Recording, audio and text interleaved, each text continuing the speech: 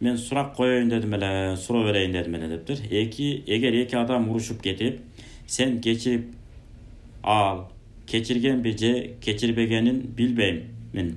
Менин окуган намазым, дуам кабыл болобу? Жооп берип коюңузчу, Алла ыраазы болсун. Бир аз таталар түшүнүксүрөөк болуп калыптыр. Негизи бир адамды капа кылып койсоң, ошол адамдан кечирим сурап ал, ошону кечиртип ал, анан кийин ибадат кыл деген мааниде берген окшойт.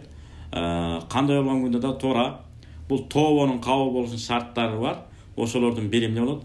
Кимдин акысын алып жеп койгон болсоңуз же кимди капа кылып койгон болсоңуз, көңүлүн көк талкандай калтырып, ошол адамдын акысын берип, акысын алып койгон болсоңуз, акчалайбы, малбы же мүлкпү эмне болсун, же болбосо бир көңүлүн калтырып койгон болсо, чындап эле барып эмне кылып коюш керек? Кечирим сурап коюш керек.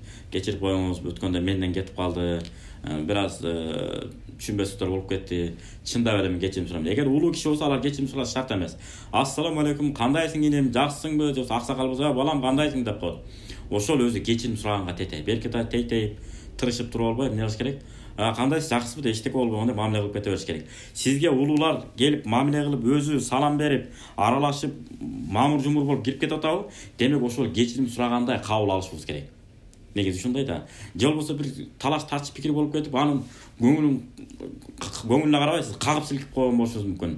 Ошол кезде эмне болот? Кечирип коюңуз дейсиз. Ошон үчүн баягы айтат да, Дейл Карнеги деген болгон, мусулмандардын психологиясын жазыш үчүн бедуиндер менен 7 жыл жашап, анан жазыптыр. Ар кимден бүгүнкү күндө ушундай го, угуп алып, арабча тил билбейт. Ар кимден угуп алып, анан шарият өкүмдөрүн соккондор бар. Андай болбойт. Бул көрбөйсүзөрбү?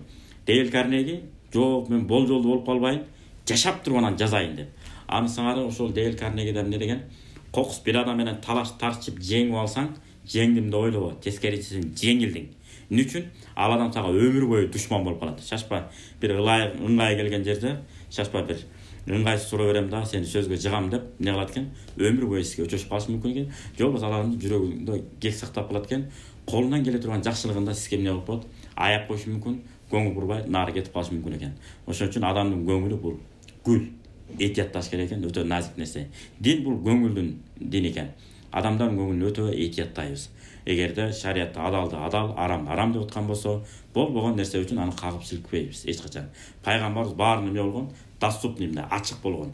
Ошон үчүн биз динди бир негедир жана башында айткандай бир жакшы бир сиңирип кете албай, жакшы бир дин менен алектенип жашайын деп атасыз. Бирок баары бир эле орой мүнөзүңүз калбайт, калп айтуу калбайт, бирөөлөр менен мамиледе начар боло берсеңиз, пайгамбардын өмүр баянын окуй беришиңиз керек. Кайра пайгамбардын өмүр баянын, анан сахабалардын өмүр баянын, анан өзүбүздүн тарыхый китептерди, адабий китептерди көбүрөөк окуй берсек, ошо окуган сайын кандай эле бир жылда бир жолу жок дегенде, ар бир мусулман арабча билген киши баягы Куранды окуп хатым кылып туруш керек го. Пайгамбардын өмүр баянында биз ушинтип айтар элек, бир жылда бир жолу оодарып туруңуз. Колуңуздан келсе бир айда бир жолу. Болбосо бир жылда бир жолу оодарып турсак, кайра оодарып турсак, бул пайгамбардын өмүр баяны, сахабалардын өмүр баяны бизге чыныгы жашоонун маңызын сонун кылып алып келет экен да. Адам болуп төрөлгөн соң, адам бойдон калганды, сабырдуулукту, жөнөкөйлүктү бүт үйрөтөт экен дагы.